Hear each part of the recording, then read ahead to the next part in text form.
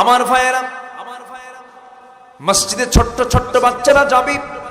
আমার নবীজি একদিন জুমার খুতবা দিচ্ছেন, জুমার খুতবা চলতেছে। হুসাইন রাদিয়াল্লাহু তাআলা আনহু ছোট্ট মানুষ, ছোট্ট জুব্বা না পরে, মানুষ হলো 4 ফিট, জুব্বা পড়ছে 6 ফিট। জুব্বার সঙ্গে বারবার প্যাঁচ লেগে পড়ে যাচ্ছে। এমন সময় নবীজির চোখে দৃষ্টিগোচর হয়ে গেল। জুমার খুতবা ছাড়লেন, দূরে গিয়ে দৌড় মেরে হুসাইনকে কোলের মধ্যে করে নিয়ে প্রথম কাতারে বসায় দিলেন। নবীজি সেজদায় চলে যান, হুসাইন নবীজির ঘাড়ের উপরে গিয়ে বসে। আমার নবীজি বিরক্ত হন না, রাগ করেন না। আমার নবীজি যখন দেখতে পেলেন তার নাতি হুসাইন বসে আছে ঘাড়ের উপরে, আমার নবীজি জ্যাকেটটা বাড়ায় দিলেন, তাসবিহ বাড়ায় দিলেন, সুবহান রাব্বিয়াল আলা 3 বার বললেন না 4 বার বললেন, 49 বার বলে ফেললেন। আমার নবীজি সালাম ফিরলেন, সেজদা থেকে মাথা উঠালেন। তখন যখন হুসাইন আস্তে আস্তে করে নেমে গেছে স্বেচ্ছায়, সালাম ফেরার পর বলছেন, হুসাইন আজকে তুই আমার ঘাড়ে চড়ে বড় উপকার করলি, আমার তাসবির পরিমাণ বেড়ে গেছে। যেরকম সুবহানাল্লাহ। শুধু নিজে নামাজ পড়বো তা নয়, নামাজের পরিবেশও তৈরি করতে হবে। মসজিদে বাচ্চারা কান্নাকাটি করবে, মসজিদে বাচ্চারা সামনে দিয়ে হাঁটাহুটা করবে, কোনো বাধা দেওয়া যাবে না। এটা হচ্ছে নামাজ সুন্দরের পরিবেশ, নামাজ সুন্দরের পরিবেশ এগুলো। আমার বন্ধুগণ, আবার এই নামাজকে নষ্ট করার জন্য কিছু মাধ্যম আছে না নাই? খেলা চলতেছে, অলরাউন্ডার খেলতেছে ক্রিকেট, আর মাত্র 4 উইকেট আছে অথবা 4 ওভার আছে, এদিকে আজান দিয়ে ফেলছে। ভাই এটা দেখি নামাজে যাই, আছে না নাই? আসতে বলবেন না, আছে না নাই? এটা কি করতেছে? নামাজ কি করে? নামাজ কি করে? নষ্ট করে। এমন কিছু খেলা পাগল আছে, আছে না? খেলা পাগল আছে না নাই? নামাজ পড়তে পড়তে আবার এর মধ্যে তাকায় দেখে কয় উইকেট গেল, আছে না নাই? আছে না নাই? এত পাগল, নামাজ নষ্ট হয়ে গেছে। নামাজের আগে সমস্ত চিন্তা মাথা থেকে ঝেড়ে ফেলে দিয়া নামাজে দাঁড়াতে হবে, নামাজ নষ্ট হবে না। সাইয়েদনা আলীর আরেকটা ঘটনা আছে। সাইয়েদনা আলী নামাজে দাঁড়াবেন, এক ইহুদি তার সামনে এসে দাঁড়ায় গেল। ইহুদির সামনে এসে দাঁড়িয়ে গিয়ে বলছে, ও আলী, আমি তোমাকে একটা প্রশ্ন করতে চাই। সাইয়েদনা আলী মনে মনে চিন্তা করলেন, ইহুদি তো আমার নামাজ নষ্ট করবে। তুমি আমাকে কি প্রশ্ন করবে? তুমি কি আমার নামাজ নষ্ট করতে আসছো নাকি? না, কি প্রশ্ন করবে বলো? এমন একটা প্রশ্ন তার সামনে উপস্থাপন করা হলো, অনেক লম্বা প্রশ্ন মনে হয়ে গেল। ইহুদি বলে ফেললো, আলী, একটা জবাব তোমার কাছ থেকে পেতে চাই। এই পৃথিবীতে কোন কোন প্রাণীর জন্ম ডিম থেকে হয়, আর কোন কোন প্রাণীর জন্ম সরাসরি মার পেট থেকে হয়? তুমি আমার একটা লিস্ট আমাকে দিয়ে দাও। হযরত আলী বললেন, ও প্রশ্নকারী ইহুদি, তোর প্রশ্নের সাইজ তো খারাপ, তুই আমার নামাজটা নষ্ট করে ফেলবি, তবে আমি তোকে এক কথায় উত্তরও দেব, নামাজটাও পড়বো। যেরকম সুবহানাল্লাহ। হযরত আলী তেমন একজন মেধাবী মানুষ ছিলেন, কোন কথাকে তার বলতে সময় লাগতো না, শুধু প্রশ্ন করতে দেরি, উত্তর তার মুখে লেগেই থাকতো। যেরকম সুবহানাল্লাহ। যে কোনো প্রশ্ন যে কোনো মুহূর্তে তাকে করা হতো, সঙ্গে সঙ্গে তিনি জবাব দিতে প্রস্তুত হয়ে যেতেন। এত বড় একজন মেধাবী মানুষ ছিলেন, কোন সাহাবীও তার সঙ্গে যুক্তি তর্ক দিয়ে পারে নাই কখনো। সাইয়েদনা আলী, ওসমান রাদিয়াল্লাহু আনহু, ওমর রাদিয়াল্লাহু তাআলা আনহু, 3 জন মিলে কোন এক পথে হাঁটতেছিলেন। হাঁটতে হাঁটতে আলী ছিলেন খাটো খর্বাকৃতির, আর ওসমান এবং ওমর ছিলেন লম্বা আকারে লম্বাকৃতির ছিলেন। 3 জন হাঁটতে হাঁটতে হঠাৎ করে ওমরে ফারুক একটা কবিতার ছন্দ বলে ফেললেন, আলা বাইনিনা কান্নুনি লানা, আমাদের মাঝে আলী যেন লানা শব্দের নুনের মতো। লানা শব্দের নুনের মতো মানে লামের মাথাও লম্বা, আলিফের মাথাও লম্বা। আমরা ওসমান এবং ওমর দুজন হলাম লম্বা মানুষ, মাঝখানে নুনের মাথাটা খাটো। তুমি আলী, তুমি একটু খাটো সাইজের, তাকে ছোট করার জন্য চেষ্টা চালানো হচ্ছে। হযরত আলী একটা মুস্কি হাসি মেরে বলছেন, ওমর, আমাদের মাঝে তুমি আমাকে নুন আমাকে বানালে, আমি ছোট মানুষ, খাটো মানুষ, তোমরা লম্বা লম্বা লাম আর আলিফ নিয়ে আসো, ভালো কথা, কিন্তু আমি আমার নুন তোমাদের মাঝখান থেকে থাকতে চাই না, আমাকে হযফ করে দাও, আমাকে সরায়া দাও। আমাকে মাঝখান থেকে যদি সরায়া দাও, তোমরা লা হয়ে যাবে, তোদের কোনো অস্তিত্ব থাকবে না। যেরকম সুবহানাল্লাহ। ওমর বললেন, আসলে আলী তোমার সঙ্গে পারা যাবে না। আল্লাহু আকবার বলেন। খলিফা কয়জন? বলেন খলিফা কয়জন? 4 জন। 4 নম্বর খলিফাকে আলী। প্রথম খলিফার সময় তেমন কোনো ঘটনা ঘটে নাই, দ্বিতীয় খলিফার সময় তেমন কোনো ঘটনা ঘটে নাই, তৃতীয় খেলাফতের আমলেও তেমন কোনো বড় ধরনের ঘটনা ঘটে নাই। তবে চতুর্থ খলিফার সময় সিফিনের ঘটনা ঘটছে কিনা বলেন? বর্ষার ফলকে কোরআন ঝুলানো হয়েছে, অনেক কিছু হয়েছে। অনেকগুলো মুসলমান একসঙ্গে একদিন আলীকে প্রশ্ন করছেন, আলী আমরা তোমাকে একটা প্রশ্ন করতে চাই। কি প্রশ্ন? প্রথম তিনজন খলিফার আমলে এতগুলো গন্ডগোল হলো না, আমরা এমন কোন দৃশ্য দেখি নাই যে দৃশ্য তোমার খেলাফত আমলে দেখতে পেলাম। এর কারণটা কি? এর মধ্যে কি কারণ আসতে পারে? সাইয়েদনা আলী বলছেন, শোনো, প্রথম খলিফা আবু বকরের পাশে আমি আলী ছিলাম, দ্বিতীয় খলিফা ওমরের পাশে আমি আলী ছিলাম, তৃতীয় খলিফা ওসমানের পাশে আমি আলী পাশে ছিলাম, এই জন্য গন্ডগোল লাগে নাই। আর আমি আলী যখন ক্ষমতা পেয়েছি, আমার পাশে আরেকজন আলী নাই, এই জন্যই গন্ডগোল লাগছে। আল্লাহু আকবার বলবেন না? এত বড় মেধাবী ছিলেন তিনি, তাকে কেউ ঠকাতে পারে নাই কখনো। যে কোনো বিষয়ে যে কোনো জটিল প্রশ্ন সামনে করলেই তিনি প্রস্তুত হয়ে যেতেন জবাব দেওয়ার জন্য। আল্লাহু আকবার। সে আলী বললেন, ও ইহুদি, তুমি আমার নামাজ নষ্ট করতে এসেছো না, আমি নামাজ নষ্ট করতে দেব না। ফাখালাফা মিন বা'দিহিম খালফুন আদাউস সালাহ ওয়াত্তাবাউশ শাহাওয়াত ফাসাউফা ইয়ালকাউনা গায়্যা। জোরে বলুন আল্লাহু আকবার। আমি নামাজকে নষ্ট করতে দেব না।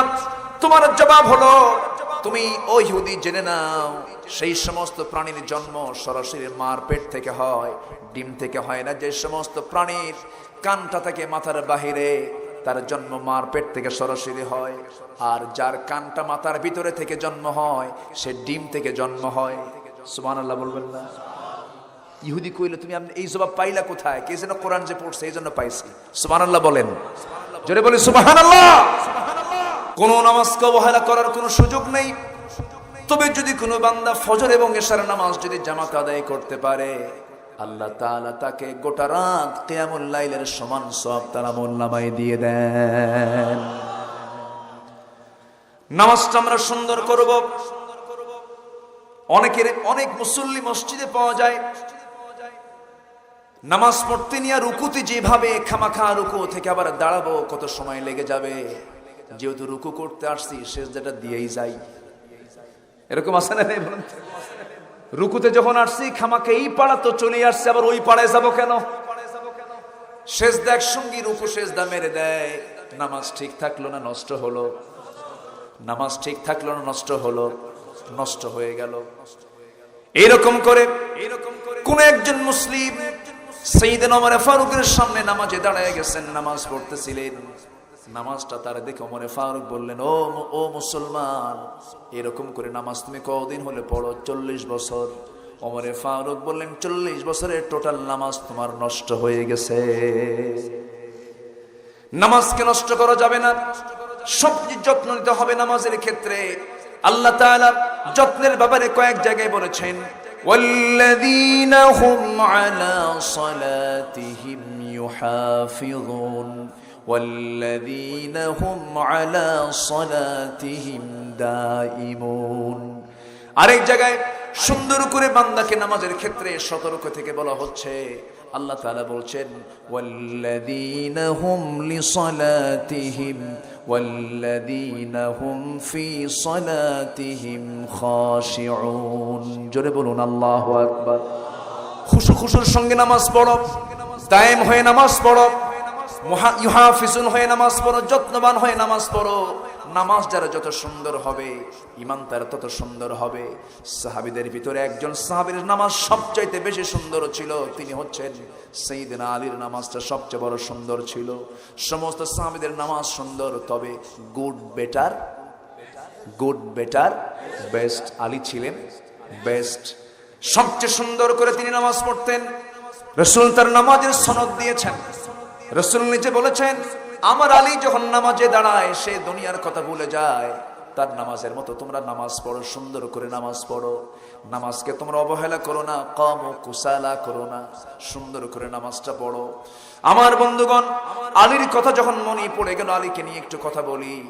আলীর নামাজের মনোযোগিতা এত গভীর ছিল, এত গভীর মনোযোগ দিয়ে তিনি নামাজ পড়েছেন, রাসূল তার নিজের স্বয়ং তার প্রশংসা করেছেন। সাইয়েদনা আলী যুদ্ধের ময়দানে যুদ্ধ করতে গেছেন, পায়ের মধ্যে তীর ঢুকেছে, সেই তীরটা কেউ বের করতে পারে না, হাত সেখানে হাতই দেওয়া যায় না। কি করা যায়, কি করা যায়, নবীর কাছে পরামর্শ চাওয়া হলো। রাসূল বলেন, সাহাবীরা আমি জানি আমার আলীর নামাজের মনোযোগিতা কেমন। আমার আলী যখন সুন্দর করে নামাজে দাঁড়িয়ে যাবে, তোমরা পিছন থেকে নামাজের মাঝামাঝি অবস্থায় পা থেকে টান মেরে তীরটা বের করে নিবা, কোনো সমস্যা হবে না, আমার বিশ্বাস। হযরত আলী নামাজে দাঁড়ালেন, পিছন দিকে সাহাবীরা দাঁড়ায় তার পা থেকে তীরটা টান মারতেছিলেন। তীর টান মারতে নিয়ে গোশতগুলো ছিঁড়ে ছিঁড়ে আসি, রক্তগুলো গড়ে গড়ে পড়ে, বিন্দু পরিমাণ কোনো আওয়াজ বের হলো না। নামাজটা শেষ হয়ে গেল, পায়ের দিকে তাকায় দেখেন যন্ত্রণার সেই তীরটা পায়ে নাই। কি হলো, কে সরালো? প্রশ্ন করলেন, কে সরিয়েছে আমার পা থেকে সেই যন্ত্রণার তীরটা? আমি তো বুঝতে পারলাম না। সবাই মিলে বলছে, আলী নামাজের মধ্যে তোমার পা থেকে আমরা টান মেরে তীরটা বের করে নিয়েছি। আলী বলছেন, আল্লাহর কসম, আল্লাহর কসম আমি টের পাই নাই। জোরকান সুবহানাল্লাহ। আমি টের পাই নাই, টের পাই নাই। কি মনোযোগ তার নামাজের মধ্যে ছিল। তবে হ্যাঁ, নামাজের মধ্যে দুনিয়ার কথা বার মনেও হয়ে যায়, মন তো দৌড় মারে, ছুটে যায়, চলে যায়, বিভিন্ন দিকে চলে যায়। মনকে ধরা যায় না, গতি প্রকৃতি নির্ণয় করা যায় না। মন দৌড় মারে কাবাসিয়ার বাজারে, মন চলে যায় শ্রীপুর বাজারে, মন চলে যায় আমরাইত কাউরাইত, বহু দিকে চলে যায়। কিন্তু এই মনটাকে যদি চলে যায়, নামাজের মধ্যে যদি এমনটা হয়ে যায়, নামাজ আমার কবুল হবে কিনা, এই চিন্তা একজন সাহাবীর মধ্যে মনে হলো। ওই সাহাবী রাসূলকে না পেয়ে সবচেয়ে ভালো নামাজ কোন সাহাবীর? বলেন কার? আলীর কাছে এসে বলছেন, আলী নামাজের মধ্যে দুনিয়ার কথা আমার মনে হয়, মাঝে মাঝে বাজারের কথা মনে হয়, পরিবারের কথা মনে হয়, নামাজকে আমার কবুল হবে নাকি? সঙ্গে সঙ্গে আলী বলছেন, নামাজ কবুল হবে না। নরম ফাতুয়া না গরম ফাতুয়া? বলেন, নরম না শক্ত? হার্ড ফতুয়া, কঠিন ফতুয়া দিলেন। সাহাবী তো হতাশ, নামাজ শেষ। আমার নবীজি কিছুক্ষণ পরে এসে বললেন, ওরে আলী, আমি তো ছিলাম না, তোমার কাছে কি আসছিল নাকি হে এসেছিল? কি বলেছো তুমি? বলেছি নামাজের মধ্যে হুজুরি কলব না হলে পরে নামাজ কবুল হবে না, একাগ্রচিত্ততা না থাকলে নামাজ কবুল হবে না। রাসূল বলেন, তাই যদি হয় ঠিক আছে, তুমি এই মুহূর্তে ওযু বানাও, ওযু বানায় নামাজে দাঁড়াও, 2 রাকাত নফল নামাজের ইরাদা করো। 2 রাকাত নফল নামাজের শেষান্তে আমি তোমার কাছে সুন্দর একটা চাদর উপহার দিতে চাচ্ছি। আমার পক্ষ থেকে আমি তোমাকে একটা গিফট করব, সুন্দর একটা চাদর আমি তোমাকে দিয়ে দেব। হযরত আলী মুস্কি হাসি মারলেন, ওযু বানালেন, নামাজে দাঁড়ায় গেলেন। মনে মনে চিন্তা করলেন, হারে বিশ্বনবীর হাত থেকে আজকে সুন্দর একটা চাদর নেব, কিন্তু সেই চাদরটা মা আয়েশার ঘরের চাদর না, মা হাফসার ঘরের চাদর। মন চলে গেছে কোন দিকে? চাদরে। কোন সাহাবী? বলেন কোন সাহাবী? আলী। সবচেয়ে সুন্দর নামাজকার আলী। নামাজ আদায় করতেছিলেন, সালাম ফিরলেন তিনি, আসসালামু আলাইকুম ওয়া রাহমাতুল্লাহ, আসসালামু আলাইকুম ওয়া রাহমাতুল্লাহ। সালাম ফিরে হযরত আলী নবীর চেহারার দিকে তাকিয়ে আছেন। আমার নবীজি আলীর চেহারার দিকে তাকায় আছেন, চোখাচোখি হয়ে গেল। রাসূল মুস্কি মুস্কি হাসেন। রাসূল বলছেন, আলী তুমি আমার দিকে তাকাও, তুমি মুস্কি মুস্কি হাসো কেন? হুজুর আপনি যেই কারণে আমিও সেই কারণে। সুবহানাল্লাহ। আমার রাসূল বললেন, তুমি যে ফতোয়া দিছো সেই ফতোয়া কি ঠিক আছে নাকি? হুজুর 100% ভুল। 100% ভুল, আমার ফতোয়া ভুল হয়ে গেছে। রাসূল বললেন, আলী কে বলেছে নামাজ কবুল হবে না? নামাজ কবুল হয়ে যাবে। শেষ বৈঠকে তাশাহুদ পড়ে ডান দিকে সালাম ফিরে 2টা সিজদা যদি কোনো বান্দা সাহু সিজদা যদি দিতে পারে, আল্লাহ তাআলা তার ভুলকে সংশোধন করে নামাজ কবুল করে নেবেন। জোরে বলি সুবহানাল্লাহ। আমরা নামাজকে সুন্দর করব না নষ্ট করব? বলেন সুন্দর না নষ্ট? সুন্দর করব। সূরা মারিয়ামের আমি 59, 60, 61, 62, 63 এই কয়েকটা আয়াত আমি তেলাওয়াত করেছি। এর ভিতরে আল্লাহ তাআলা কিছু প্রসঙ্গ তুলে ধরেছেন। কোন কোন বান্দাগুলো জাহান্নামে ঢুকবে, শুধু জাহান্নাম না, জাহান্নামের একটা ভয়াবহ গর্ত আছে, সেই গর্তের মধ্যে আমি ঢুকাবো সেই সমস্ত বান্দাকে, যে সমস্ত বান্দাগুলো উল্লেখিত অপকর্মগুলো করবে যা এই আয়াতে উল্লেখ করা আছে। আমরা একটা একটা করে শুনবো, জোরে বলি ইনশাআল্লাহ। সম্মানিত ভাইয়েরা, আমরা যে কোনো কথা বলতে গেলে আগে কথা বলবো না চিন্তা করব? বলুন, আগে চিন্তা না আগে কথা? চিন্তা ছাড়া কথা বললে কিন্তু ওই যে কয়েকদিন আগে হয়ে গেল কানাডায় যেও কিন্তু ভাত হয় নাই, ঠিক কিনা? চিন্তা ছাড়া কথা বললে এরকমই হয়। মনে যা আসলো, কাঁচা বাদাম পাকা বাদাম সব ওয়াজ করলো 2-3 মাস করে নাই, করছে। মাথায় এত বুদ্ধি, বুদ্ধির ঠালায় মাথায় চুল নাই, ফকফকা ইন্টারন্যাশনাল এয়ারপোর্ট। আল্লাহ আমাকে কত কি দিয়েছেন, এত সুন্দর বডি, মাথা থেকে পা পর্যন্ত সবগুলো মূল্যবান। একটা মানুষকে আল্লাহ যা দিয়েছেন, কি দিয়েছেন দেখেন। এই হিউম্যান বডি, যে মানব যে দেহটা, প্রত্যেকটা মানুষের বডিতে ডিএনএ আছে। কি আছে? ডিএনএ। মানুষ মরে গেলে যদি তদন্তের দরকার হয়, ফরেনসিক রিপোর্ট বলে না, কি রিপোর্ট? Forensic report. ওই রিপোর্টে তখন কি টেস্ট করে? DNA test. ডিএনএটা কে দিয়েছেন? আল্লাহ দিয়েছেন। একটা মানুষের দেহে যে ডিএনএ আছে, এই ডিএনএর দৈর্ঘ্য হলো পৃথিবীর দিকে সূর্য 9,30,00,000 মাইল দূরে। 9,30,00,000 মাইল দূরের ওই সূর্য থেকে এই পৃথিবীকে একজন মানুষের ডিএনএ দিয়ে 50 বার ঘুরানো যাবে। কয়জন মানুষের বডি? একজন। একটা মানুষের ডিএনএ তে যে ইনফরমেশন আছে, যে তথ্য আছে, এই তথ্যগুলোকে যদি লিপিবদ্ধ করা হয় কোনো বই আকারে, পাণ্ডুলিপি করা হয়, 500 পৃষ্ঠার 900 খণ্ড বই লাগবে।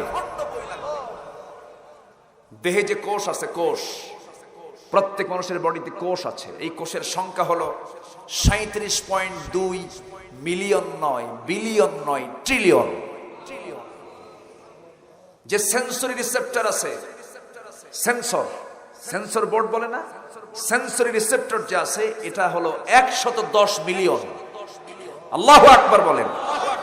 লোহিত রক্তকণিকা, লোহিত রক্তকণিকা আরবিসি, যারা মেডিকেলের যারা ডাক্তার আছেন, আরবিসি যেটা আছে, এই আরবিসি প্রত্যেকটা বডিতে আছে হলো 30 ট্রিলিয়ন।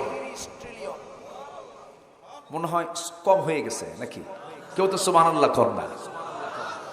শুধু একজন মাথার মস্তিষ্কে আছে, একজন মাথার মস্তিষ্কে যে নিউরন সংখ্যা, এটা আছে 100 বিলিয়ন। আল্লাহু আকবার বলেন। আচ্ছা, আমাদের দেহে যে ব্লাড সেল আছে, ব্লাড ভেসেল, ব্লাড ভেসেল, এটার দৈর্ঘ্য হচ্ছে 97,000 কিলোমিটার লম্বা।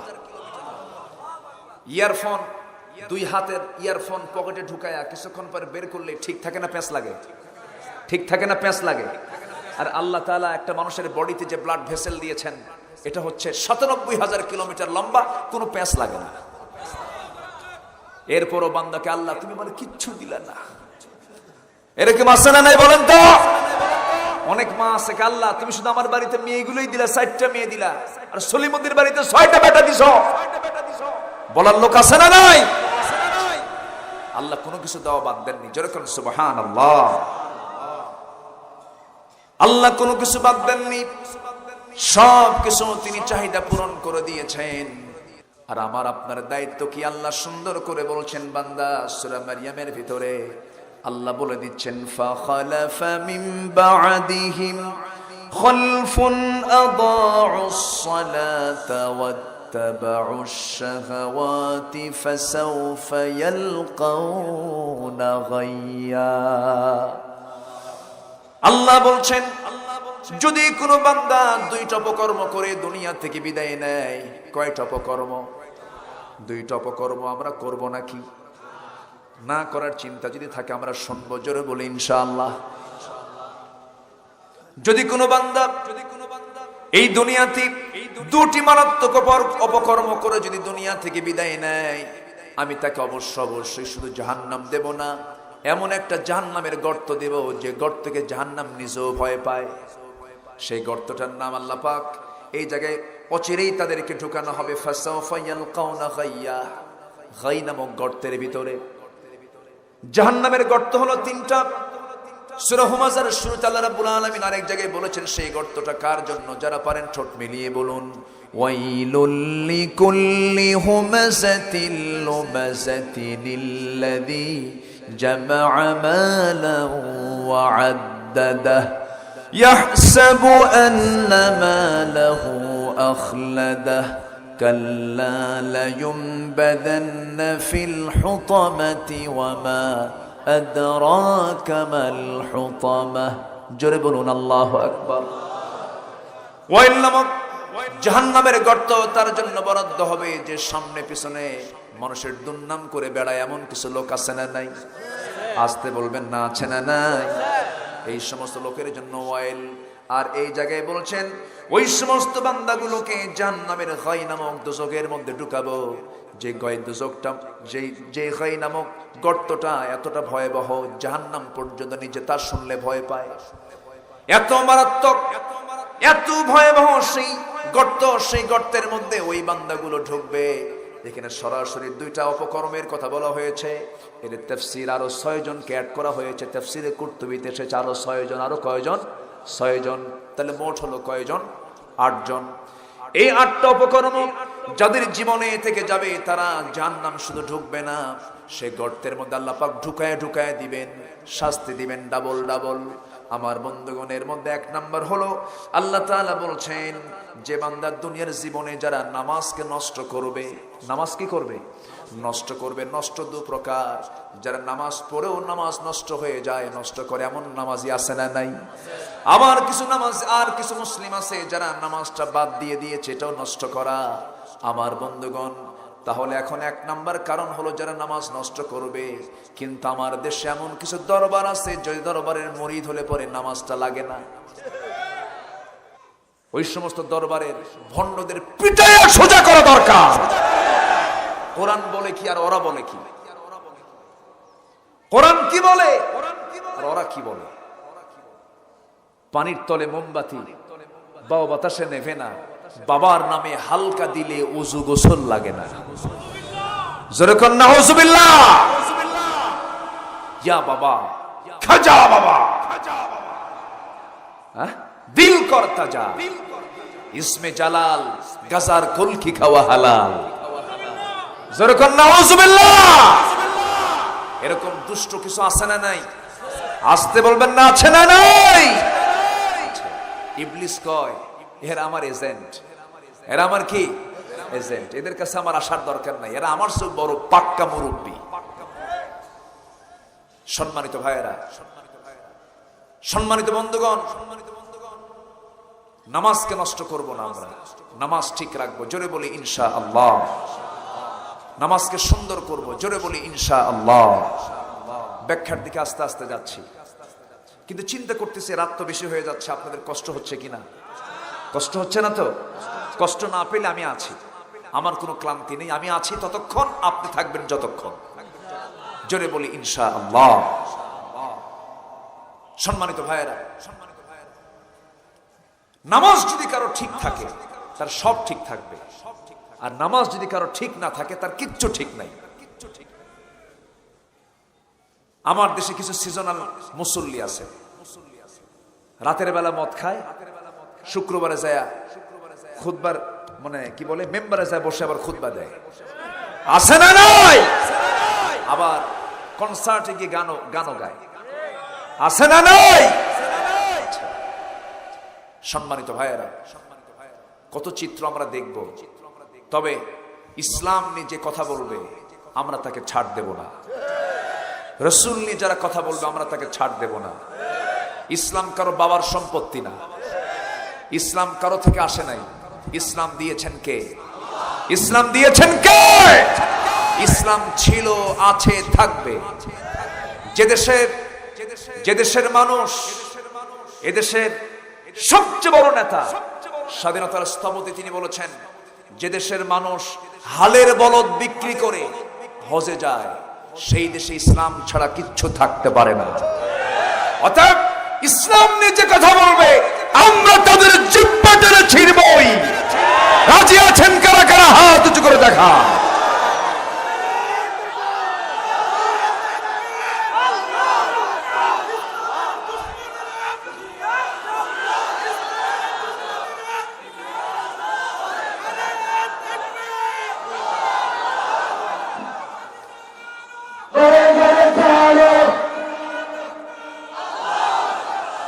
আল্লাহ তুমি সবার হাতকে কবুল করো, জোরে বলি আমিন, আরো জোরে আমিন।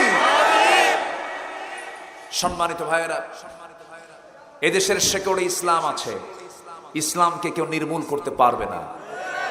যে দেশের মানুষ 4.5 লক্ষ মসজিদের মিনার থেকে আজান শুনে ঘুম থেকে ওঠে, আজান শুনে নামাজ পড়ে ঘুমের দিকে যায়, সেই দেশে ইসলাম নিয়ে কোনো কথা বলবে, আমরা তার দাঁত ভাঙে জবাব দেওয়ার প্রস্তুত নিয়ে থাকব। সম্মানিত ভাইয়েরা, সম্মানিত বন্ধুগণ, আমার দেশে এই মুহূর্তে মানুষ বেশি না নেতা বেশি?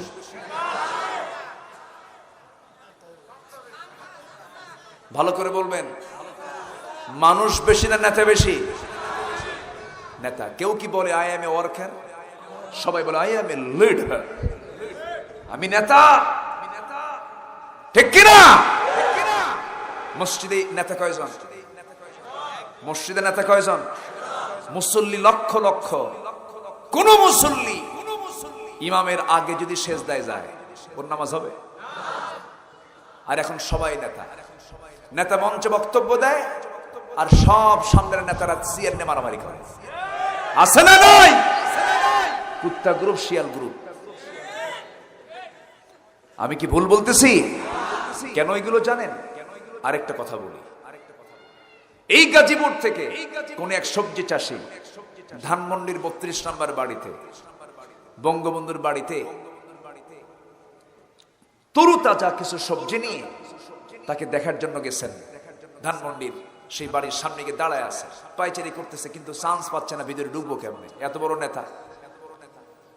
কেয়ারটেকারকে বলা হলো, বলতেছে ভাই একটু আমি নেতার সঙ্গে দেখা করতে আসছি, কিছু সবজি নিয়ে আসছে, আমার আবাদের সবজি। পাত্তা দেয় না। উপর থেকে নেতা দেখছে, দেখে বলতেছে দরজা খুলে দে।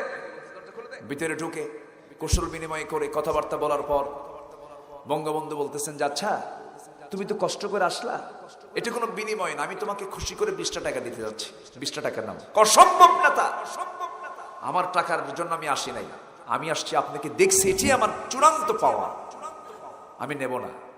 তো যতটুকু সম্ভব আপ্যায়ন করে তাকে বিদায় দেওয়া হলো। সবজি চাষে বিদায় নিয়ে কোন জেলার মানুষ? হ্যাঁ, বের হয়ে আসতেছে।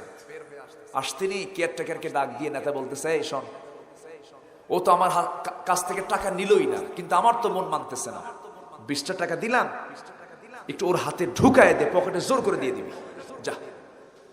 যাই বলতেছে শোনো, তুমি তো টাকা নিলে না, কিন্তু নেতা তো আমারে টাকা দিয়ে বলতেছে অবশ্যই দিতে হবে, তাছাড়া আমার জবাবদিহি করতে হবে। তো নেতা বলছে তুমি টাকাটা নাও, এই যে ধরো 10টা টাকা নাও।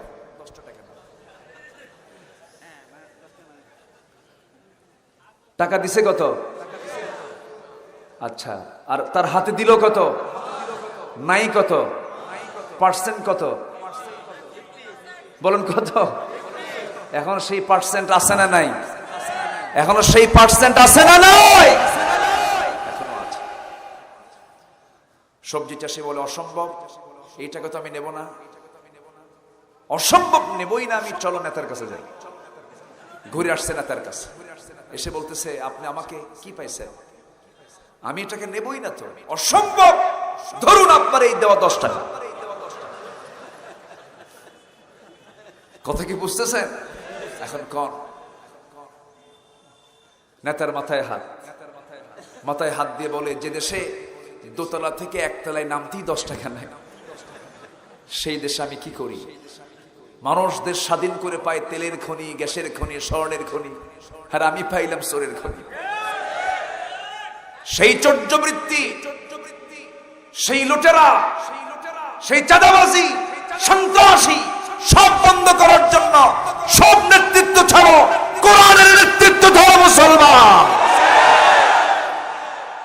সব ঠিক হয়ে যাবে। এটা কার ওয়াদা? আসতে বলবেন না, কার ওয়াদা? আল্লাহ। কষ্ট পাচ্ছেন আপনারা? আলোচনা চালাবো, জোরে বলি ইনশাআল্লাহ। সংগ্রাম তো করবো, কিন্তু নামাজই নাই, তাহলে কি হবে? নামাজ নষ্ট করা যাবে? চরিত্র গঠন করার দরকার আছে না নাই? আচ্ছা, আমরা চরিত্রটাকে সুন্দর করব, জোরে বলি ইনশাআল্লাহ। একটা গ্রুপ যদি তৈরি হয়ে যায়, আল্লাহ নিজে ওয়াদা করছেন লা ইস্তাখলিফান্নাহুম ফিল আরদ, আমি তার হাতে খেলাফতি দিয়ে দেব। জোরে বলে সুবহানাল্লাহ। নামাজকে নষ্ট করা যাবে না, নামাজকে সুন্দর করতে হবে। নামাজকে যত সুন্দর করতে পারবো আল্লাহর নৈকট্য তত হাসিল করতে পারবো।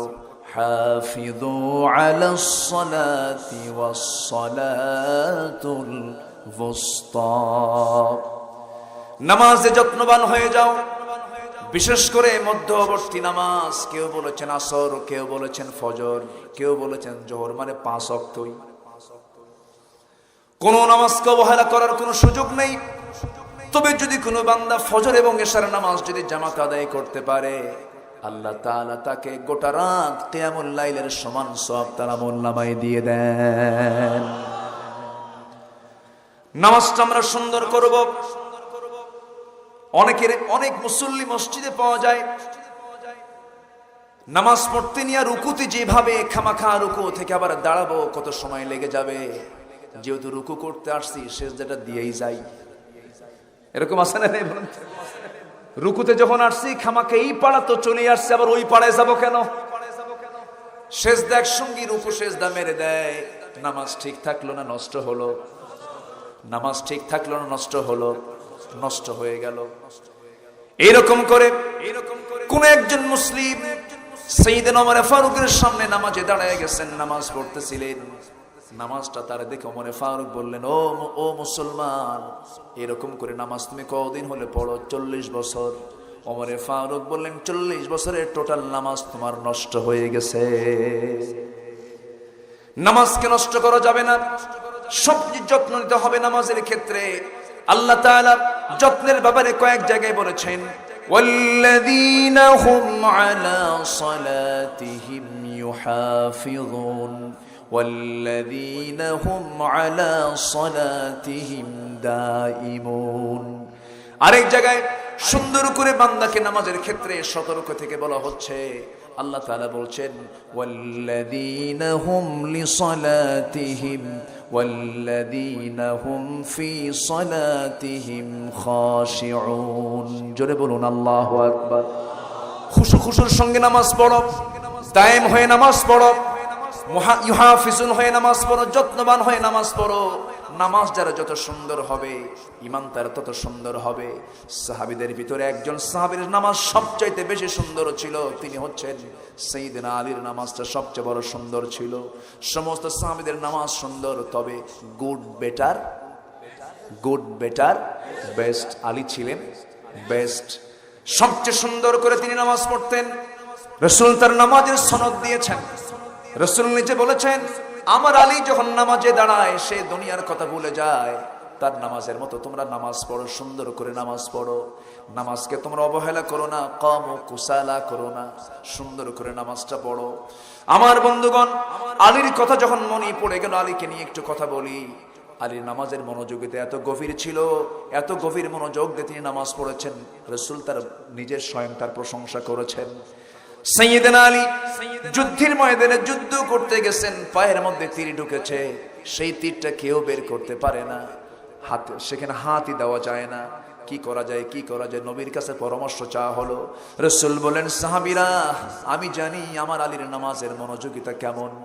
আমার আলী যখন সুন্দর করে নামাজে দাঁড়িয়ে যাবে, তোমরা পিছন থেকে নামাজের মাঝামাঝি অবস্থায় পা থেকে টান মেরে তীরটা বের করে নিবা, কোনো সমস্যা হবে না, আমার বিশ্বাস। হযরত আলী নামাজে দাঁড়ালেন, পিছন দিকে সাহাবীরা দাঁড়ায় তার পা থেকে তীরটা টান মারতেছিলেন।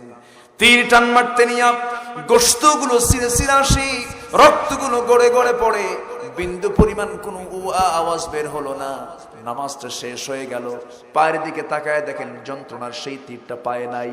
কি হলো, কে সরালো? প্রশ্ন করলেন, কে সরিয়েছে আমার পা থেকে সেই যন্ত্রণার তীরটা? আমি তো বুঝতে পারলাম না। সবাই মিলে বলছে, আলী, নামাজের মধ্যে তোমার পা থেকে আমরা টান মেরে তীরটা বের করে নিয়েছি। আলী বলছেন, আল্লাহর কসম, আল্লাহর কসম, আমি টের পাই নাই। জোরকান সুবহানাল্লাহ। আমি টের পাই নাই। কি মনোযোগ তার নামাজের মধ্যে ছিল। তবে হ্যাঁ, নামাজের মধ্যে দুনিয়ার কথা বার মনেও হয়ে যায়, মন তো দৌড় মারে, ছুটে যায়, চলে যায়, বিভিন্ন দিকে চলে যায়। মনকে ধরা যায় না, গতি প্রকৃতি নির্ণয় করা যায় না। মন দূর মানে কাবাসিয়ার বাজারে মন চলে যায়, শ্রীপুর বাজারে মন চলে যায়, আমরাইত কাউরাইত বহুদিকে চলে যায়। কিন্তু এই মনটাকে যদি চলে যায়, নামাজের মধ্যে যদি এমনটা হয়ে যায়, নামাজ আমার কবুল হবে কিনা, এই চিন্তা একজন সাহাবীর মধ্যে মনে হলো। ওই সাহাবী রাসূলকে না পেয়ে সবচেয়ে ভালো নামাজ কোন সাহাবীর? বলেন কার? আলীর কাছে এসে বলছেন, আলী, নামাজের মধ্যে দুনিয়ার কথা আমার মনে হয়, মাঝে মাঝে বাজারের কথা মনে হয়, পরিবারের কথা মনে হয়, নামাজকে আমার কবুল হবে নাকি? সঙ্গে সঙ্গে আলী বলছেন, নামাজ কবুল হবে না। নরম ফাতুয়া না গরম ফাতুয়া? বলেন, নরম না শক্ত? হার্ড ফতুয়া, কঠিন ফতুয়া দিলেন। সাহাবী তো হতাশ, নামাজ শেষ। আমার নবীজি কিছুক্ষণ পরে এসে বললেন, ওরে আলী, আমি তো ছিলাম না, তোমার কাছে কি আসছিল নাকি এসেছিল? কি বলেছো তুমি? বলেছি নামাজের মধ্যে হুজুরি কলব না হলে পরে নামাজ কবুল হবে না, একাগ্রচিত্ততা না থাকলে নামাজ কবুল হবে না। রাসূল বলেন, তাই যদি হয় ঠিক আছে, তুমি এই মুহূর্তে ওযু বানাও, ওযু বানায় নামাজে দাঁড়াও, 2 রাকাত নফল নামাজের ইরাদা করো। 2 রাকাত নফল নামাজের শেষান্তে আমি তোমার কাছে সুন্দর একটা চাদর উপহার দিতে চাচ্ছি। আমার পক্ষ থেকে আমি তোমাকে একটা গিফট করব, সুন্দর একটা চাদর আমি তোমাকে দিয়ে দেব। হযরত আলী মুস্কি হাসি মারলেন, ওযু বানালেন, নামাজে দাঁড়ায় গেলেন। মনে মনে চিন্তা করলেন, হারে বিশ্বনবীর হাত থেকে আজকে সুন্দর একটা চাদর নেব, কিন্তু সেই চাদরটা মা আয়েশার ঘরের চাদর না, মা হাফসার ঘরের চাদর। মন চলে গেছে কোন দিকে? চাদরে। কোন সাহাবী? বলেন কোন সাহাবী? আলী। সবচেয়ে সুন্দর নামাজকার আলী। নামাজ আদায় করতেছিলেন, সালাম ফিরলেন তিনি, আসসালামু আলাইকুম ওয়া রাহমাতুল্লাহ, আসসালামু আলাইকুম ওয়া রাহমাতুল্লাহ। সালাম ফিরে হযরত আলী নবীর চেহারার দিকে তাকিয়ে আছেন। আমার নবীজি আলীর চেহারার দিকে তাকায় আছেন, চোখাচোখি হয়ে গেল। রাসূল মুস্কি মুস্কি হাসেন। রাসূল বলছেন, আলী, তুমি আমার দিকে তাকাও, তুমি মুস্কি মুস্কি হাসো কেন? হুজুর, আপনি যেই কারণে আমিও সেই কারণে। সুবহানাল্লাহ। আমার রাসূল বললেন, তুমি যে ফতোয়া দিছো সেই ফতোয়া কি ঠিক আছে নাকি? হুজুর, 100% ভুল। 100% ভুল, আমার ফতোয়া ভুল হয়ে গেছে। রাসূল বললেন, আলী, কে বলেছে নামাজ কবুল হবে না? নামাজ কবুল হয়ে যাবে। শেষ বৈঠকে তাশাহুদ পড়ে ডান দিকে সালাম ফিরে 2টা সিজদা যদি কোনো বান্দা সাহু সিজদা যদি দিতে পারে, আল্লাহ তাআলা তার ভুলকে সংশোধন করে নামাজ কবুল করে নেবেন। জোরে বলি সুবহানাল্লাহ। আমরা নামাজকে সুন্দর করব না নষ্ট করব? বলেন, সুন্দর না নষ্ট? সুন্দর করব, যেমনটি করে সাহাবীরা করেছেন। আরো 2 জন সাহাবীর কথা মনে হয়ে গেল, সাইয়েদনা আব্বাস এবং আম্মার রাদিয়াল্লাহু আনহু।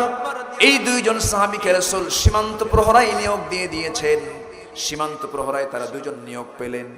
রাতের আধারে হঠাৎ করে আম্মার বলছেন, ভাই আব্বাস, চোখে প্রচন্ড ঘুম লেগেছে, আমি ঘুমে চলে যাচ্ছি, তুমি পাহারা দিবা।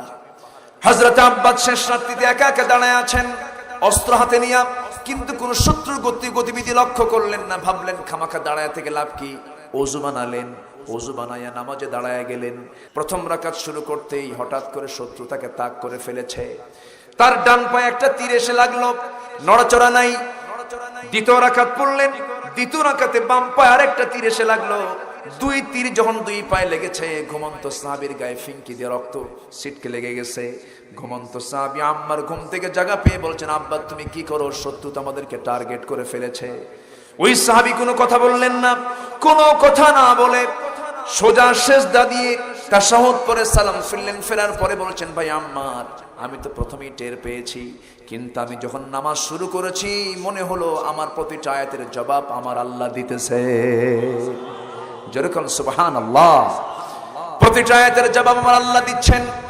এই মনে করে আমি ভাবলাম, আমি আল্লাহর সঙ্গে কথা বলা কেমন করে বন্ধ করি? আমি নামাজের মধ্যে এত মজা পাচ্ছিলাম, এত সুন্দর কনভারসেশন আল্লাহর সঙ্গে হচ্ছিল। আমার মন বলছিল, আর একটা তীর যদি আমার বুক ছেদ হয়ে যেত, আমি আমার মুহাব্বতের নামাজ ছেড়ে দিতাম না। যেরকম সুবহানাল্লাহ। সবাই কি নামাজ পড়তে রাজি আছি? কয় ওয়াক্ত নামাজ? আসতে বলবেন না, কয় ওয়াক্ত নামাজ? 5 ওয়াক্ত নামাজ। তাহলে জাহান্নামের গর্ত গাই নামক গর্তের মধ্যে ঢুকবে কয় শ্রেণী বলেন? বলেন কয় শ্রেণী? চলতেছে কয় নাম্বার? আসতে কয়? চলতেছে কয় নাম্বার? এখন আছে কয়টা? শুনবেন না? যাচ্ছেন কেন? যাওয়া যাবে না, বসো, অনেক কথা আছে। আমার ভাইরা, নামাজ গেল, আমরা নামাজ পড়বো তো নাকি? রাজি আছি তো সবাই? কারো কোনো সমস্যা নাই? আজকের মাহফিলে কি মা বোনরা আসছে? মা বোনরা নামাজ পড়ে? হ্যাঁ পড়ে। একজন কইছে সিরিয়াল, কি সিরিয়াল? ও সিরিয়াল দেখে। ও না, দেখো খুব সবের কাজ তো ওটা। যেরকম নাউজুবিল্লাহ, যেরকম নাউজুবিল্লাহ। মাদের নামাজের পরিমাণটা একটু কম এখন, মেয়েরা একটু নামাজ কম পড়ে। আমি কি ভুল বললাম? ভুল বললাম? নামাজ নষ্ট করে ফেলেন। তাদের প্রাকৃতিক ন্যাচারাল একটা প্রবলেম আছে, এই প্রবলেম ছাড়া তাদের কি নামাজ মাফ আছে? আসতে বলবেন না, মাফ আছে। তাদের জন্য কয় ওয়াক্ত নামাজ? 5 ওয়াক্ত নামাজ। মার্কেটে গেলে তো নামাজ শেষ। মার্কেটে গেলে মাশাআল্লাহ তাদের লিপস্টিক তো তারা খুলবে না, আশকারা মাস্কারা যুবকের তো কাম সারা আছে না নাই? খুলবে না। এই কি বলে, কি করে, মুখে কি দেয়, কি মারে জানো? ময়দা। এটা আবার কি বলে? আচ্ছা, যাই হোক, মানে প্লাস্টিক সার্জারি করে নাকি? আচ্ছা, হ্যাঁ, এই ড্রেসটা পরে মুখ টুক সাজায় চলে যায়। মুখ তো আর খোলা, ধোয়া যাবে না, ধুইলে তো ওযু সাহেব, মানে কি বলে, কি সৌন্দর্য শেষ, আসলটা বের হয়ে যাবে, বোঝেন নাই? সব সাজা সেজে স্বামীর সামনে সাজে না, বুঝলেন? মার্কেটে যেতে সাজে।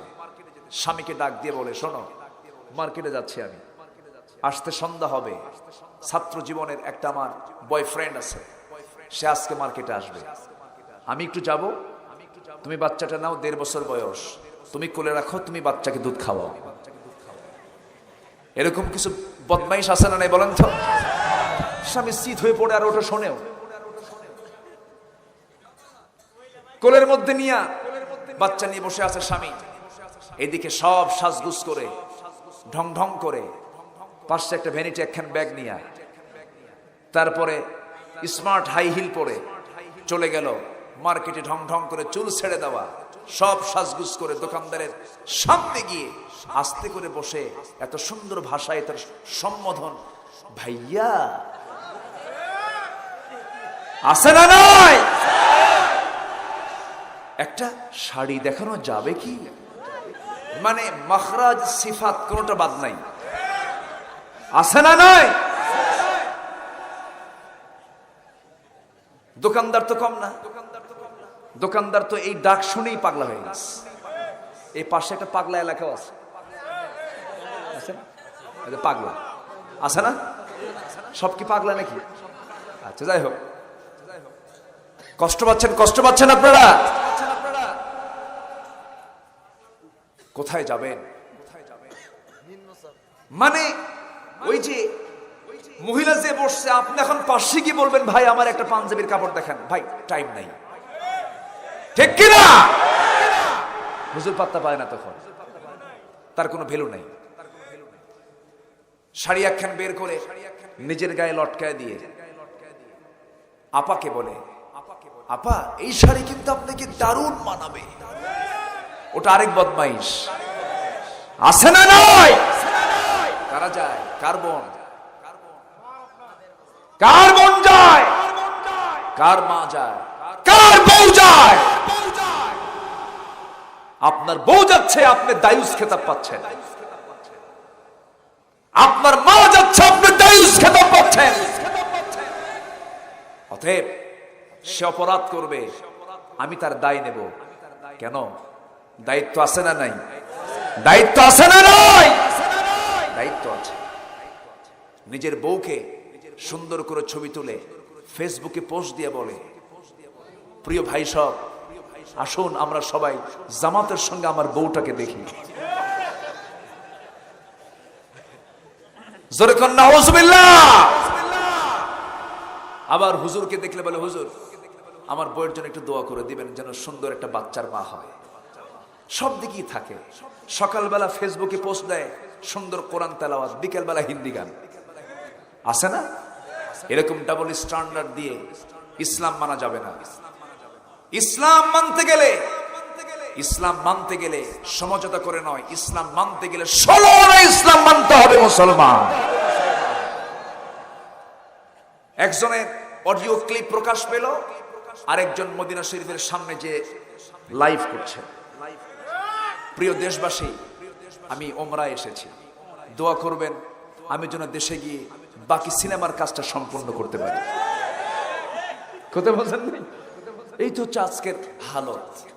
এগুলোর নাম ইসলাম না, এগুলো ভণ্ডামি, ঠিক কিনা? আমরা নামাজ পড়বো, নষ্ট নামাজ না ভালো নামাজ? বলেন বলেন বলেন, নষ্ট নামাজ না সঠিক নামাজ? সঠিক নামাজ। সঠিক নামাজই সুদ খাবে না। এখন কি উঠবেন না? দয়া করে উঠলি ভাববো ওটা সুদ খায়। বসেন। এত সুন্দর মানুষ, এই আনাম ভাই, এত ভালো মানুষ আপনার এলাকায়, বলি আলহামদুলিল্লাহ। এই দাওয়াতের ব্যাপারে আমার খায়রুল আনাম ভাই আপনাদের এলাকার, ওঠেন একটু দাঁড়ান, পরিচয় করে দেই। জি আলহামদুলিল্লাহ, উনি আমাকে কতবার যে বলেছেন মাহফিলটার ব্যাপারে। আসছি, বেজার হয়েছেন নাকি আপনারা? খুশি হয়েছেন তো? আল্লাহ যেন খুশি হন, জোরে বলি আমিন। আজকের মাহফিলের সভাপতি মহোদয় 32 বছরের মসজিদের সভাপতি, না 32 বছর। লোকটা দেখতে এরকম হোক, কিন্তু কলিজাটা এত বড়। বলি আলহামদুলিল্লাহ, জোরে বলি আলহামদুলিল্লাহ। আল্লাহ তুমি তার খেদমতকে কবুল করো। আমরা 8টা কারণ আজকে শিখে যাবো আক্ষরিক ভাবে, হয়তো ব্যাখ্যামূলক বলতে পারবো না। নাম্বার 1 হচ্ছে আমরা নামাজকে সুন্দর করব। ভাই রাজি আছি না? নামাজ তার সুন্দর হবে যার বউটা পর্দায় থাকবে। কি কথা কি বোঝা যায়? বউটাকে নিয়ে অর্ধলগ্ন করে বেড়ানো কিছু নামাজি আছে না নাই? বেড়ানো কিছু হাজি আছে না নাই? বউকে পর্দার কথা বলে না, অথচ নামাজ 5 ওয়াক্ত টনটনা, কপাল কালো কুসকুসা, হাজরা আসওয়াদের মতো। আছে না নাই বলেন তো? হাজরা আসওয়াদের মতো কপাল কালো কুসকুসা করছে, কিন্তু বউটা উলঙ্গ হয়ে ঘোরাফেরা করে। এরকম করা যাবে না। আমার ভাইয়েরা, নামাজ সুন্দর মানে ওই পরিবারটা সুন্দর হয়ে যাবে। ফরজ নামাজ সুলতানপুরের মসজিদে পড়লাম, সুন্নত নামাজটা মসজিদে দরকার নাই। আপনি বাড়িতে চলে গেলেন, মুসাল্লা একটা নির্দিষ্ট জায়গায় থাকলো, আপনি নামাজ পড়ছেন। ছোট্ট 3 বছরের বাচ্চা, 5 বছরের মেয়ে, 7 বছরের ছেলে আপনার সেই সুন্নত নামাজ দেখলো, আপনার পাশে আর একটা কাপড় সে সুন্দর করে সাজায় নিয়ে আপনি রুকুতে যাচ্ছেন, আপনার সন্তান রুকুতে যাচ্ছে। এটা হচ্ছে নামাজ সুন্দর করা। এটা কি সুন্দর করা? নামাজ সুন্দর করা। মসজিদে আপনি শুধু একা একা আসবেন না, আপনার নাবালক ছেলে মেয়ে সবগুলো কিনে মসজিদে চলে আসবেন। মসজিদ হচ্ছে ছোট্ট বাচ্চাদের ইসলামী শিক্ষা সংস্কৃতির কেন্দ্র। এটা বলি জোরে বলে সুবহানাল্লাহ। ছোট্ট ছোট্ট বাচ্চাগুলোকে মসজিদে আসতে বাধা দেয় এমন কিছু বুড়া চাচা আছে না নাই? আছে না? কিছু বুড়া চাচা আছে না? ছোট্ট ছোট্ট বাচ্চাগুলোকে দেখলি বুড়া চাচারা চোখ এরকম বড় করে, আর ছোট্ট বাচ্চারা ওই বড় বড় চোখ দেখে মনে মনে করে বুড়া মর, কুলখানি খাবো। কি কথা কি বুঝতেছেন? এগুলোর সঙ্গে কি বাস্তবতা আছে না? আছে না? আছে না? ছোট থেকে বড় হয়েছি তো, দেখছি তো অনেকগুলো। আমার ভাইয়েরা, মসজিদে ছোট্ট ছোট্ট বাচ্চারা যাবে।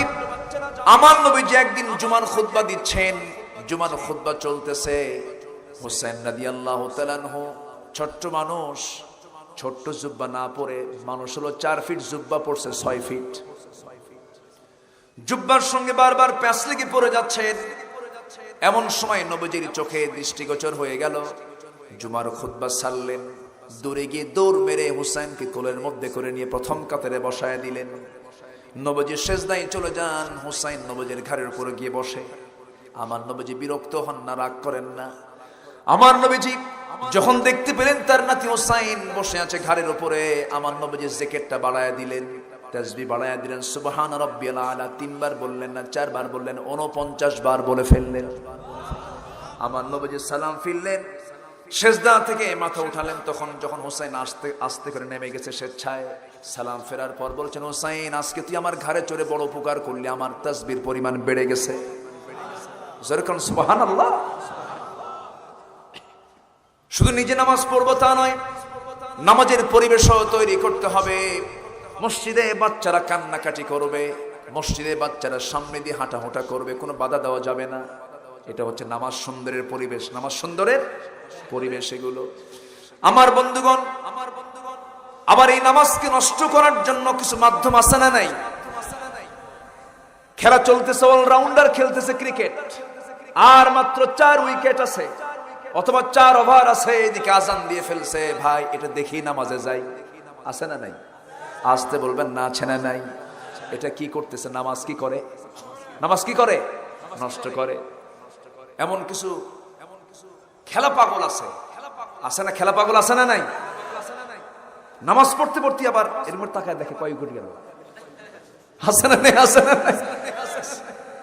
এত পাগল, নামাজ নষ্ট হয়ে গেছে। নামাজের আগে সমস্ত চিন্তা মাথা থেকে ঝেড়ে ফেলে দিয়া নামাজে দাঁড়াতে হবে, নামাজ নষ্ট হবে না। সাইয়েদনা আলীর আরেকটা ঘটনা আছে। সাইয়েদনা আলী নামাজে দাঁড়াবেন, এক ইহুদি তার সামনে এসে দাঁড়ায় গেল। ইহুদির সামনে এসে দাঁড়িয়ে গিয়ে বলছে, ও আলী, আমি তোমাকে একটা প্রশ্ন করতে চাই। সাইয়েদনা আলী মনে মনে চিন্তা করলেন, ইহুদি তো আমার নামাজ নষ্ট করবে। তুমি আমাকে কি প্রশ্ন করবে? তুমি কি আমার নামাজ নষ্ট করতে আসছো নাকি? না, কি প্রশ্ন করবে বলো? এমন একটা প্রশ্ন তার সামনে উপস্থাপন করা হলো, অনেক লম্বা প্রশ্ন মনে হয়ে গেল। ইহুদি বলে ফেললো, আলী, একটা জবাব তোমার কাছ থেকে পেতে চাই। এই পৃথিবীতে কোন কোন প্রাণীর জন্ম ডিম থেকে হয়, আর কোন কোন প্রাণীর জন্ম সরাসরি মার পেট থেকে হয়? তুমি আমার একটা লিস্ট আমাকে দিয়ে দাও।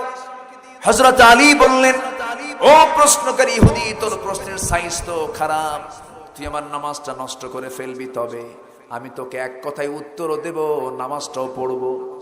যেরকম সুবহানাল্লাহ। হযরত আলী তেমন একজন মেধাবী মানুষ ছিলেন, কোন কথাকে তার বলতে সময় লাগতো না, শুধু প্রশ্ন করতে দেরি, উত্তর তার মুখে লেগেই থাকতো। যেরকম সুবহানাল্লাহ। যে কোনো প্রশ্ন যে কোনো মুহূর্তে তাকে করা হতো, সঙ্গে সঙ্গে তিনি জবাব দিতে প্রস্তুত হয়ে যেতেন। এত বড় একজন মেধাবী মানুষ ছিলেন, কোন সাহাবীও তার সঙ্গে যুক্তি তর্ক দিয়ে পারে নাই কখনো। সাইয়েদনা আলী, ওসমান রাদিয়াল্লাহু আনহু, ওমর রাদিয়াল্লাহু তাআলা আনহু, তিনজন মিলে কোন এক পথে হাঁটতেছিলেন। হাঁটতে হাঁটতে আলী ছিলেন খাটো খর্বাকৃতির, আর ওসমান এবং ওমর ছিলেন লম্বা আকারে লম্বাকৃতির ছিলেন। তিনজন হাঁটতে হাঁটতে হঠাৎ করে ওমরে ফারুক একটা কবিতার ছন্দ বলে ফেললেন, আলা বাইনিনা কান্নু নিলানা, আমাদের মাঝে আলী যেন লানা শব্দের নুনের মতো।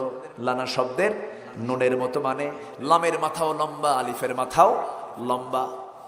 আমরা ওসমান এবং ওমর দুজন হলাম লম্বা মানুষ, মাঝখানে নুনের মাথাটা খাটো। তুমি আলী, তুমি একটু খাটো সাইজের, তাকে ছোট করার জন্য চেষ্টা চালানো হচ্ছে।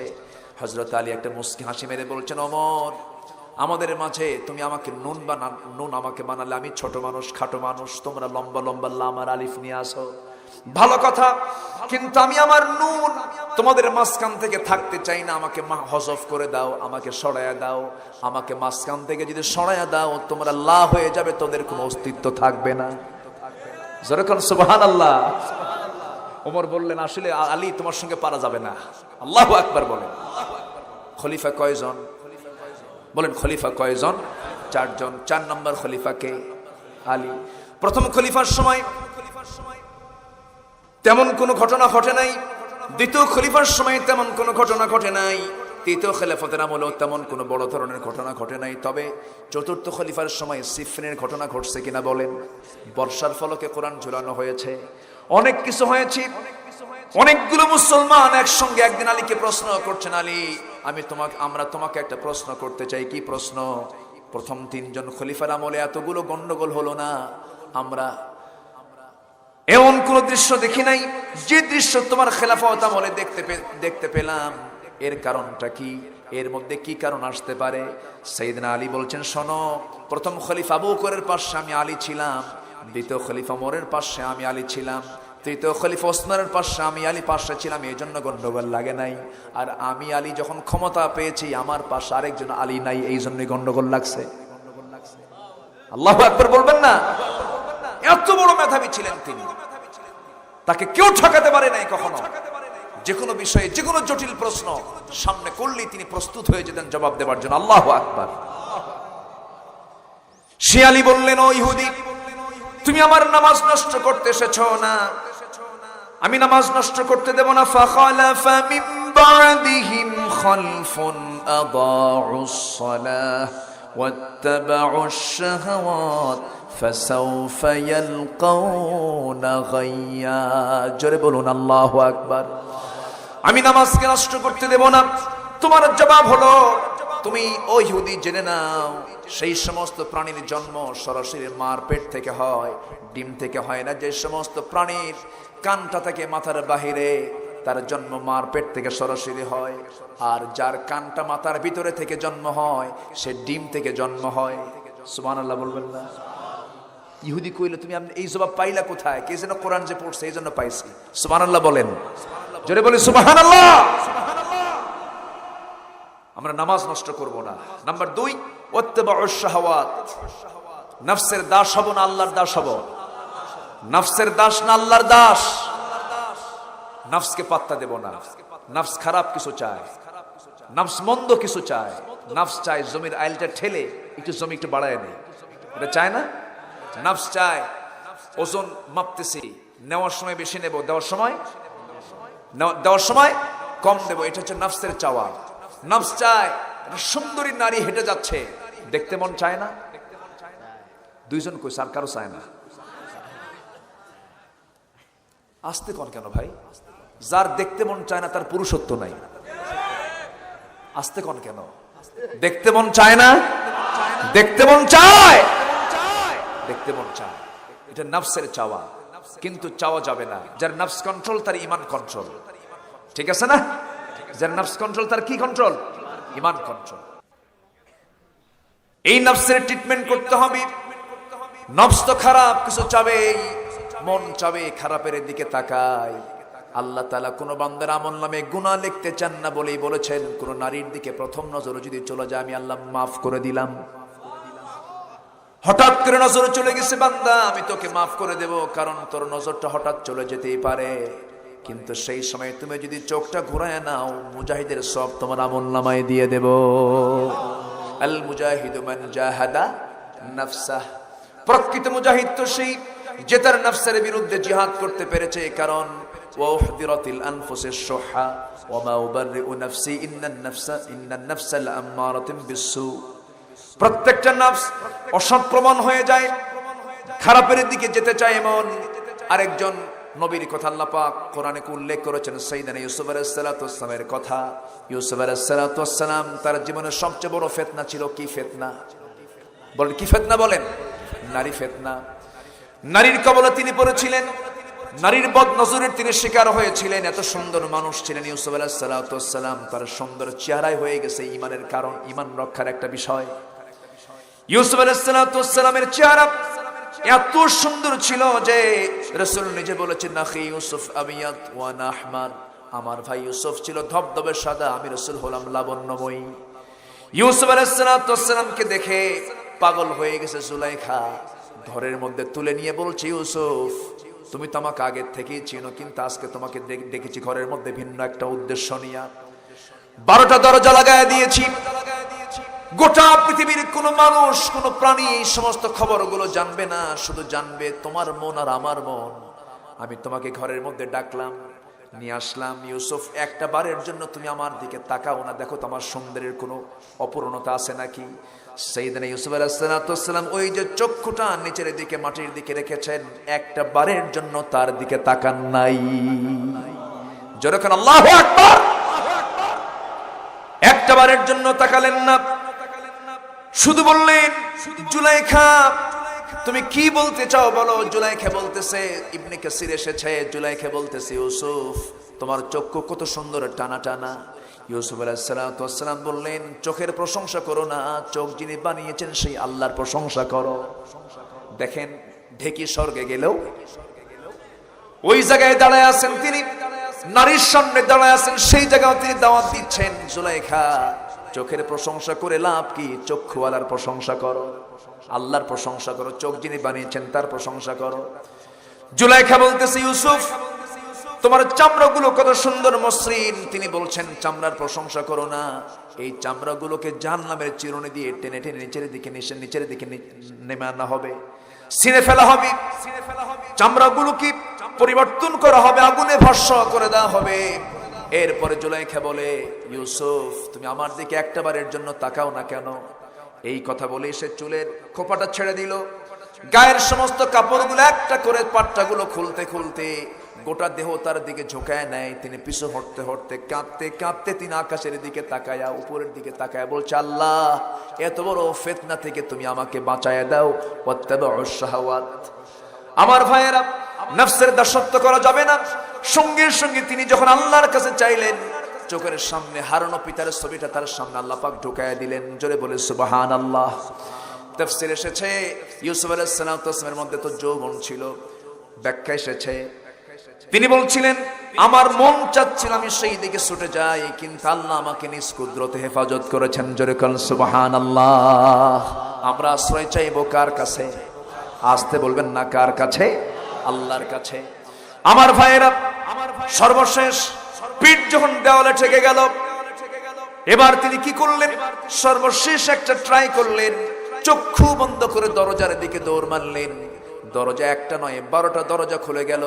ওয়াল্লাযীনা জাহাদু ফীনা লানাহদিয়ান্নাহুম সুবুলানা, সাবিলানা বলেন নাই, সুবুলানা। কোন বান্দা যদি আমার পথে আসার জন্য চেষ্টা করে, একটা দরজা নয় অসংখ্য দরজা আমি তার জন্য খুলে খুলে দেই। দরজা খুলে গেল, বাইরে বের হয়ে গেলেন, সামনে গিয়ে মুখোমুখি হয়ে গেলেন সেই দেশের রাষ্ট্রপ্রধানের সঙ্গে দেখা হয়ে গেল। সঙ্গে সঙ্গে বলতেছে, ইন্না কাইদাকুন্না আযীম, তোমাদের ষড়যন্ত্র মারাত্মক ষড়যন্ত্র, মামলা দেব। মামলা হয়ে গেল, তদন্ত কমিটি হলো, তদন্ত কমিটিতে ইউসুফ বিজয়ী হয়ে গেলেন। সুবহানাল্লাহ বলেন। কামিসুহু মিন দুবুরিন, জুব্বার পিছনে ছিঁড়েছে মানে ইউসুফ নির্দোষ। সামনে ছিঁড়লে প্রমাণ হয়ে যেত। জুলাইখা তার কাছ থেকে বাঁচতে চেয়েছিল, এই জন্য জুব্বার সামনে ছিঁড়েছে, এখানে ইউসুফের দোষ হতো। কিন্তু পিছনে ছেঁড়া মানে জুলাইখা তাকে টানছে, ইউসুফ দৌড় মারছে। যেরকম আল্লাহু আকবার। সব প্রমাণ সাক্ষ্যতে ইউসুফ আলাইহিস সালাম বিজয় হয়ে গেলেন, কিন্তু মামলার রায় উল্টা হয়ে গেল। এরকম উল্টা এখনো আছে না নাই? আসতে বলবেন না, আছে না নাই? আছে না? এখন উল্টা হয়। আবার যারা মামলার রায় দিয়েছে তাদের উপর আবার মামলার রায় হয়। আছে না নয়? সম্মানিত ভাইয়েরা, ইউসুফ আলাইহিস সালাম তিনি কি নফসের দাসত্ব করেছেন? নফসকে ট্রিটমেন্ট করেছেন কার ভয়ে? আসতে বলবেন না, কার ভয়ে? আল্লাহর ভয়ে। আমার ভাইয়েরা, দুটা চলে গেল। যারা নামাজকে নষ্ট করবে, যারা নফসের দাসত্ব করবে, ফাসাউফা ইয়ালকাউনা গাইয়া, আমি তাকে জাহান্নামের গাই নামক গর্তের মধ্যে আমি তাকে ঢুকাবো, আমি তাকে রেহাই দেব না। নাম্বার 3 হলো তাফসীরে কুরতুবীর মধ্যে এসেছে, যদি কোনো বান্দা জেনা করতে করতে বুড়া হয়ে যায় তবু জেনা বাদ দেয় না, বুড়া জেনাকার আর শাইখুজ জানি, আর শাইখুজ জানি। যারা হাদিসের প্রাজ্ঞ, হাদিসের জানা, হাদিস পড়াতে পড়াতে যারা বুড়া হয়ে যায় তাদেরকে শাইখুল হাদিস বলে। আর যারা জেনা করতে করতে বুড়া হয়ে যায় তাদেরকে শাইখুজ জানি বলে। শাইখুজ জানি, এটা রাসূলের কথা কিন্তু। আর শাইখুজ জানি লা ইয়ানজুরুল্লাহ ইয়াউমাল কিয়ামাহ, আল্লাহ তাআলা তাদের দিকে কিয়ামতের দিন তাকাবেন না যারা জেনা করতে করতে বুড়া হয়ে গেছে। এই সমস্ত বুড়া জেনাকার এরা কোন গর্তের মধ্যে ঢুকবে? গাই নামক গর্তের মধ্যে ঢুকবে। আল্লাহ তুমি এই সমস্ত অনিষ্ট থেকে, পাপ থেকে আমাদেরকে হেফাজত করো। জোরে বলি আমিন, আরো জোরে আমিন। আমার ভাইরা, 3 জন হয়ে গেল, 3টা শ্রেণী হলো। নাম্বার 4 হলো ওই সমস্ত বান্দাগুলো জাহান্নামের সেই গর্তের মধ্যে ঢুকবে যারা দুনিয়ার জিন্দেগিতে সুদের কারবার করতে করতে সুদটাকে হালাল মনে করেছে। সুদটাকে কি মনে করেছে? হালাল মনে করেছে। এই সমস্ত লোকের জন্য জাহান্নামের গাই নামক গর্ত আল্লাহ রাব্বুল আলামিন বরাদ্দ করে রেখেছেন। এগুলো কার কথা? আসতে বলবেন না, কার কথা? কে জানিয়ে দিয়েছেন এগুলো? সুদকে হারাম করে দিয়েছেন কে? আল্লাহ তাআলা সুন্দর করে বলছেন, আহাল্লাল্লাহুল বাই'a ওয়া হাররামার রিবা। আল্লাহ সুদকে করেছেন কি? হারাম, আর ব্যবসাকে করেছেন হালাল। স্পষ্ট কথা। কিন্তু কাপাসিয়ায় মনে হয় সুদ নাই। আসতে কন কেন? অনেকে দৌড়াচ্ছে, সুদের কথা শুনে মনে দৌড় মারতেছে। বসেন, সুদের কারবার করা যাবে? সুদের কারবার করা যাবে? যাবে না। নাম্বার 6 হলো যে, নাম্বার 5 হলো যে মদ্যপায়ী মদ্যপান করে এবং মদ খাওয়াকে সে পানির চাইতে জরুরি মনে করে, এমন মদারু আছে না নাই? আছে না? আছে। মদের বোতল নিয়ে কোনো আলেম থাকে না, মদের বোতল নিয়ে তারাই থাকে যারা মদের আইন পাশ করে। মদ আছে যেখানে জেনা আছে, মদ আছে যেখানে খুন আছে সেখানে। নাম্বার 6 হলো যে সন্তান পিতামাতাকে ভাত দেয় না। এরকম সন্তান তো কাপাসিয়ার জমিনে নাই। কাপাসিয়ার জমিনে আছে, তার জন্য সেই গাই নামক গর্ত আল্লাহ পাক বরাদ্দ রেখেছেন। অনেক লম্বা লম্বা কথা ছিল, রাত হয়ে গেছে, পারতেছি না। যে মিথ্যা সাক্ষী দেবে আল্লাহ পাক তাকে এই গর্তের মধ্যে ঢুকাবেন। সর্বশেষ হলো যে নারী অপর সন্তানকে নিজের স্বামীর সন্তান বানায় নেয়, অর্থাৎ জেনার কাজে লিপ্ত থাকে। এই 4টি গুনাহ থেকে আল্লাহ পাক আমাদেরকে পরহেজ রাখুন। জোরে বলি আমিন, আরো জোরে আমিন। আসুন আমরা এই 8টি বিষয়কে মাথায় রেখে আমরা নিজের জীবনটাকে সাজাবো এবং জান্নাতে যাওয়ার জন্য পরের যে আয়াত আল্লাহ পাক 3টা আমল করতে বলেছেন। যারা তওবা করবে, যারা কি করবে? ইল্লা মান তাবা ওয়া আমানা, যারা ঈমান আনবে ভালো করে, ওয়া আমিলা সলিহান, এবং নেক কাজ করবে, আমি তাদেরকে এমন জান্নাত দেব যে জান্নাতে কোনো জুলুম থাকবে না। জোরে বলে সুবহানাল্লাহ।